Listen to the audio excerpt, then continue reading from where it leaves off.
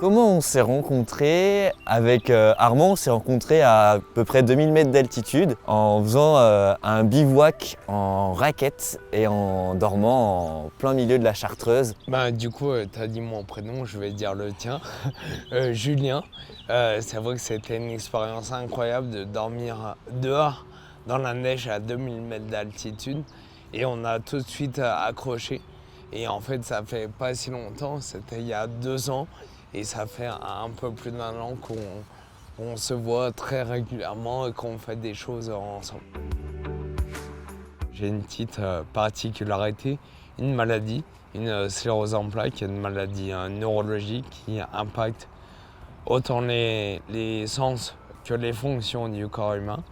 Et c'est grâce à cette particularité que finalement j'ai osé réaliser un de mes rêves, devenir aventurier. Aujourd'hui, j'ai une vie que jamais j'aurais eue sans ma maladie. Ma vie aujourd'hui est heureuse, épanouie. Je fais des choses incroyables et ça, c'est bien mon handicap qui m'a permis d'oser y arriver. On monte maintenant des projets sportifs ensemble. On utilise vraiment l'aventure comme un outil de communication. Transmettre des messages humains, c'est ce qu'on essaye de faire via le sport. On a des aventures en duo, on est assez complémentaires, mais on arrive aussi à avoir nos personnalités différentes. On monte aussi nos projets de nos côtés.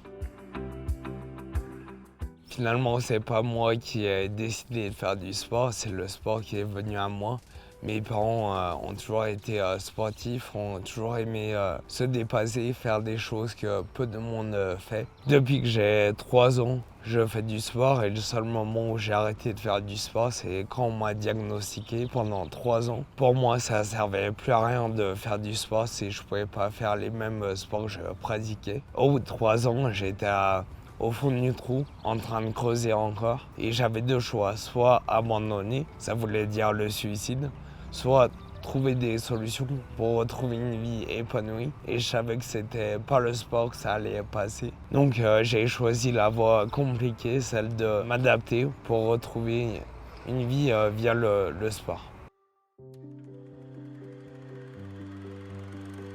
Si j'avais un adjectif pour décrire Julien, je dirais déterminé. Il arrive à se déconnecter, à être une autre, pas une autre personne, mais à être en dehors de lui quand il fait ses aventures et c'est incroyable. Armand, je vais pas du tout être original, mais pareil, il est ultra déterminé. Quand il a envie de monter un projet, il va trouver les moyens d'y arriver, il va trouver les solutions qui vont pouvoir lui permettre d'aller jusqu'au bout et de réaliser son objectif.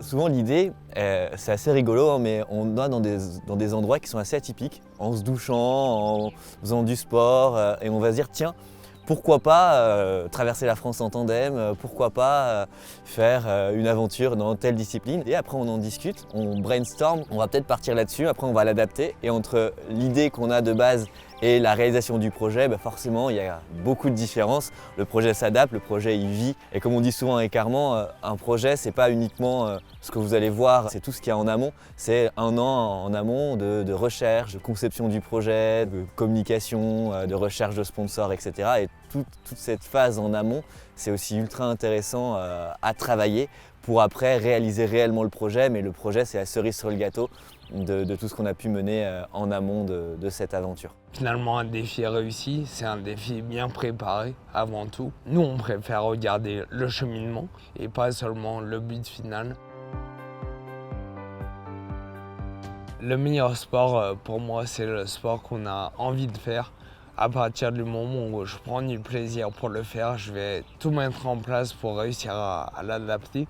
Choisir un sport, ça voudrait dire renoncer aux autres et finalement, c'est tous les sports que je pratique qui m'amènent un équilibre de vie. Pour m'entraîner en kayak, je fais du tandem. Pour m'entraîner en tandem, je fais de la marche à pied. Et c'est aussi pour ça que je fais pas de compétition. Parce que finalement, faire de la compète, ça veut dire choisir un sport, pratiquer un seul sport.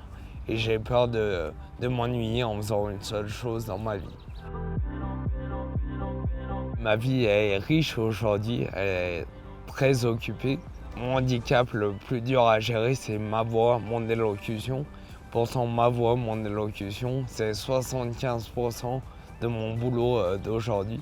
J'arrive pas encore à vivre de mes défis sportifs. Par contre, je vis de mes conférences, de mes interventions grâce à mes défis sportifs. Je fais en moyenne 3 interventions par semaine en milieu scolaire, du CP au post-bac, ou en conférence, en entreprise, en événement. Moi qui étais timide, réservé, jamais j'aurais imaginé faire ça de ma vie et finalement, encore une chose que ma maladie m'a apporté, réaliser des choses que je pensais pas possibles dans le sport, mais aussi dans les interventions. Parler devant des gens, c'est absolument pas naturel pour moi. Maintenant, j'arrive à prendre plaisir à faire ça.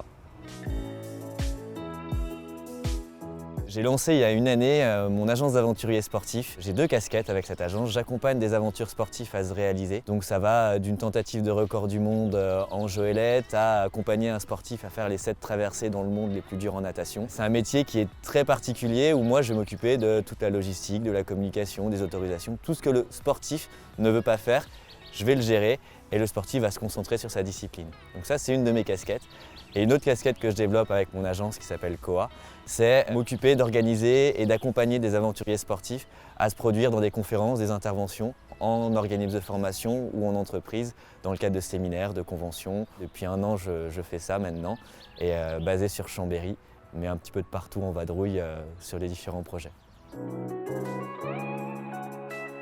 On vous l'a dit, on adore les projets atypiques. Ce qui nous motive, c'est pas gagner des médailles, c'est faire des choses qui n'ont jamais été faites, très peu été faites. Le prochain défi, ce sera une tentative de record du monde en pédalo de plaisance, un Tour de Corse au mois d'août. Si on y arrive, ça sera du coup un record du monde, presque 700 km sur 25 jours. Ça va être une grosse épreuve. Souvent, on voit le pédalo comme quelque chose de facile qu'on fait en vacances pendant une demi-heure. Ben nous, on va en faire environ 12 heures par jour. Les apparences peuvent être trompeuses. Vous voyez un pédalo, vous voyez 2 personnes on peut penser que c'est des touristes sur leur pédalo, mais en fait ils sont en train de faire un tour de Corse et tenter un record du monde. Le pédalo comme on peut l'imaginer en pédalo de plaisance, nous on va l'utiliser comme un pédalo de plaisance, mais on va lui donner une autre forme, une autre dynamique, et on va tenter de faire 650 km sur notre pédalo au mois d'août prochain. C'est absolument pas extrême le pédalo, par contre la façon dont on va le pratiquer, là c'est extrême. Ce qu'on aimerait dire aux gens, c'est si ils sont inspirés, s'ils ont des projets, d'aller jusqu'au bout de leurs projets, qu'ils peuvent se donner les moyens d'y arriver, mais de prendre le temps de monter leur projet, de ne pas se précipiter. Peu importe le projet que vous voulez, montez-le, mais juste donnez-vous le temps d'y arriver, donnez-vous les moyens d'y arriver, mais en tout cas, allez-y, quoi, foncez. Le plus difficile, c'est toujours le premier pas, oser essayer. Et souvent, on n'ose pas essayer par rapport au regard de l'autre. Au début, pour moi, le regard de l'autre était un frein. Aujourd'hui, c'est un moteur. Au fur et à mesure, il y a de plus en plus de gens qui nous encouragent, qui m'encouragent. Mais il reste quand même des gens qui ont un seul but, c'est nous freiner. Ils se sentent pas à l'aise avec ce qu'on fait parce que eux se sentent incapables de le faire. Mais peu importe, mon but c'est de leur montrer que finalement, y arriver, c'est juste la cerise sur le gâteau. Mais si on n'ose pas, si on se lance pas, jamais on pourra y arriver.